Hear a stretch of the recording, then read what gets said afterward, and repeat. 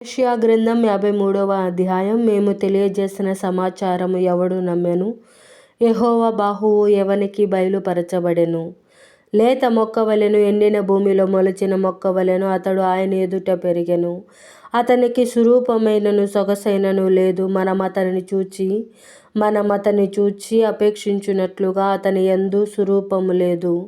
అతడు తృణీకరింపబడిన వాడును, ఆయను మనుష్యుల వలన విసర్జింపబడిన వాడును, వ్యసనాక్రాంతుడుగాను, వ్యాధిని అనుభవించిన వాడుగాను, మనుష్యులు చూడనొల్లని వాడుగాను ఉండెను. అతడు తృణీకరింపబడిన వాడు గనుక మనము అతనిని ఎన్నిక చేయకపోతిమి. నిశ్చయముగా అతడు మన రోగములను భరించెను, మన వ్యసనములను వహించెను. అయినను మొత్తబడిన వానిగాను, దేవుని వలన బాధింపబడిన వానిగాను, శ్రమనొందిన వానిగాను మనం అతనిని ఎంచితిమి. మన అతిక్రమ క్రియలను బట్టి అతడు గాయపరచబడెను, మన దోషములను బట్టి నలగగొట్టబడెను.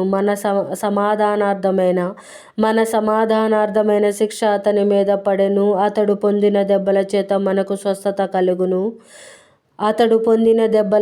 మనకు స్వస్థత కలుగుచున్నది. మనమందరము గొర్రెల వలె త్రోవ తప్పిపోతిమి.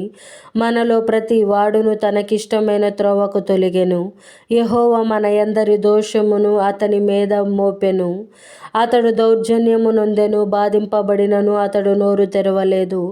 వధకు తేబడు గొర్రె పిల్లయు, బొచ్చు కత్తిరించు వాని ఎదుట గొర్రెయు మౌనముగా నుండునట్లు అతడు నోరు తెరవలేదు. అన్యాయపు తీర్పు నొందిన వాడై అతడు కొనిపోబడెను. అతడు నా జనుల అతిక్రమములను బట్టి మొత్తబడెను గదా.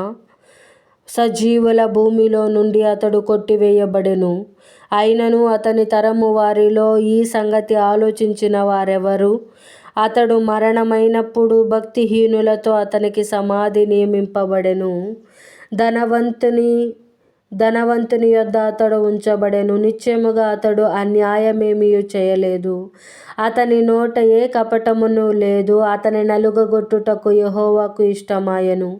ఆయన అతనికి వ్యాధి కలగజేసెను. అతడు తన్ను తానే అపరాధ పరిహారార్థ బలి చేయగా అతని సంతానము చూచును. అతడు దీర్ఘాయుష్మంతుడగును. యెహోవా ఉద్దేశము అతని వలన సఫలమగును. అతడు తనకు కలిగిన వేదనను చూచి తృప్తి నొందును. నీతిమంతుడైన నా సేవకుడు జనుల దోషములను భరించి తనకున్న అనుభవ జ్ఞానము చేత అనేకులను నిర్దోషులుగా చేయును. కావున గొప్పవారితో నేను అతనికి పాలు పంచిపెట్టెదను, గనులతో కలిసి అతడు కొల్ల సొమ్ము విభాగించుకొనును. ఏలయనగా మరణము నొందునట్లు అతడు తన ప్రాణమును ధారపోసెను. అతిక్రమము చేయు వారిలో ఎంచబడిన వాడాయను. అనేకుల పాపమును భరించుచు తిరుగుబాటు చేసిన వారిని గూర్చి విజ్ఞాపనము చేసెను.